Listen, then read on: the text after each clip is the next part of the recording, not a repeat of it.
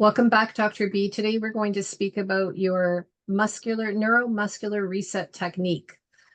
So we're talking about how you identify patient imaging using your expertise and many years of experience and deductive reasoning to guide the protocols for neuromuscular reset. So I'd like you to talk about that and maybe use an example about when the atlas misaligns and certain ligaments are identified and pulled down on the cerebellar tonsils as well in your discussion, thereby obstructing flow, and maybe draw an example on your specific cases. Yeah, sure. So when you have a misalignment at C1, one thing that can happen very easily is that the drainage tube that drains the brain fluid that's made, the CSF that's made, has to go through the craniocervical region where C1 and C2 are. And if that drainage tube is slightly narrowed, you're going to make more CSF than you're going to drain. And as that CSF accumulates inside the brain, it will expand out to as far as it can. And then as it starts to then expand back in, it has the ability to then press everything down. And part of everything would be the cerebellum. So the cerebellum could be squeezed in down through the opening in the skull, resulting in what is termed a Chiari. And Chiari means nothing other than that the cerebellum, which has two side hangy, like at the very bottom end of it, hangy things called tonsils, just like in our throat. And those tonsils should be up inside the skull. And so when you have this pressure change because of the malposition or the malalignment, you can get the increased CSF pooling in the brain and then closing in and pressing the cerebellar tonsils down through the foramen opening or the opening in the skull, causing what then is termed a Chiari. And you have then criteria. So if it's 5 millimeters, they give it a Chiari 1 definition, or it fits the criteria for a Chiari 1. And then you go on, the further down it goes, the number increases. So then you have a Chiari 2, Chiari 3. However, if you're in between 0, so that the cerebellar tonsils are literally just occupying the opening but haven't dropped down, between that and the 5 millimeter mark, it's generally not even considered as of any clinical significance when imaging is done. However, it is clinically significant because anywhere in that space that it drops down, it is going to have an effect on what's in front of it, and what's in front of the cerebellar tonsils when they've dropped down even a millimeter into that opening, or 2 millimeters or 3 millimeters, anything more less than 5 millimeters, is that they're going to have the propensity to affect what's in front of them. And that's the medulla oblongata, which is the last part of the brainstem. And so those two neurological structures are being basically squeezed together in that opening as a result of the Chiari. And so when you have the malposition of C1, C2, this neuromuscular reset technique, what it does is, or what arises to having to use it, is this constant malposition of C1, and then the muscles try to bring it back into alignment. And then because the ligaments have been damaged, and we diagnose that by way of motion imaging, motion x-ray, then the person's C1, C2 will just passively misalign again. The muscles then sense that neuromuscularly and realign, and that tug of war continues to happen. And eventually those muscles get to the point where they actually overguard. So this is the misalignment. Then the muscles do a realignment through neuromuscular sensing, and eventually they'll actually overcompensate, and you'll have a misalignment the other way.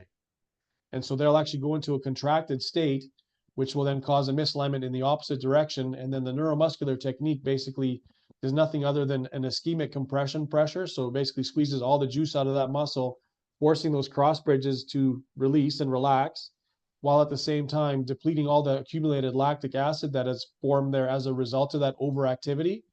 And then when you've done that, that muscle then goes back into the ability, or the neuromuscular capacity, of sensing that misalignment and realigning again. So it goes back into a functional state where it can actually sense and govern that malposition into a reposition.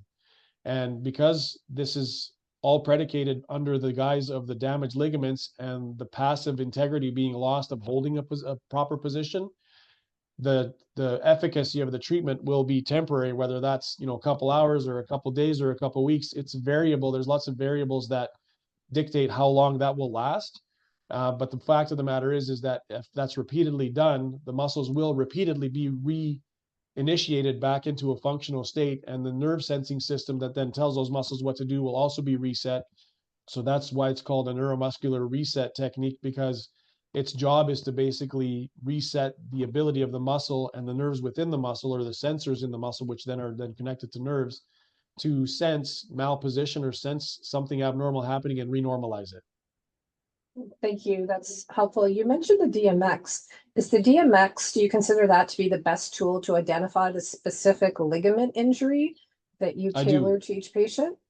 And I do then, because, yes, go and then ahead. the Sorry. second question I also want you to follow up with, please, is related to the cerebellar tonsils, and is the upright MRI the best imaging for that as well for viewability? Sure. Yeah, the DMX, I believe, is and should be the gold standard for determining, again, through deductive reasoning, like you said, which ligaments have been damaged. And inevitably, the ligaments that are seen to have been damaged indirectly on the DMX, you will generally find hypertonicity or excessive muscular tone in the specific muscles at the deepest core. So generally the fifth and sixth layers of muscles at that junction point will always be tight. And so the reason that they're always tight is because of the phenomenon I just explained, due to that neuromuscular sensing of the malposition and then them repositioning and eventually getting overworked and then seizing in the opposite direction, requiring the neuromuscular reset technique. And so, yes, DMX is the best because you can see exactly where the excessive motion is. Is it left? Is it right? Is it in rotation? Is it in flexion? Is it an extension? Is it in side bending? And based off of that, you can, again, through proper reasoning, not necessarily deductive, know exactly which muscles would want to be initiated to try to control that motion. And as far as the upright MRI and the cerebellar tonsils goes, generally and logically speaking, you'd expect to see when a person is upright and gravity dependent, that an MRI conducted in that position should show a more realistic view and a more realistic measurement of how far down those cerebellar tonsils are on a regular basis, as opposed to doing it lying down. And generally, that's what I've seen, is that comparing an upright MRI to a laying down MRI of the same person, you will generally see that if they do have Chiari or the cerebellar tonsils that have dropped down, that you'll see a larger measurement or a more significant measurement when they're upright, as we most are because we're upright beings, than when they're lying down. And that ties back into something, for example, as simple as POTS. The reason a person might have, the diagnosis or label of POTS is potentially because when they're upright and this whole phenomenon happens, their cerebellar tonsils will go lower, causing more constriction onto their, last part of their brainstem and having this whole efficacy of the vagus nerve being irritated.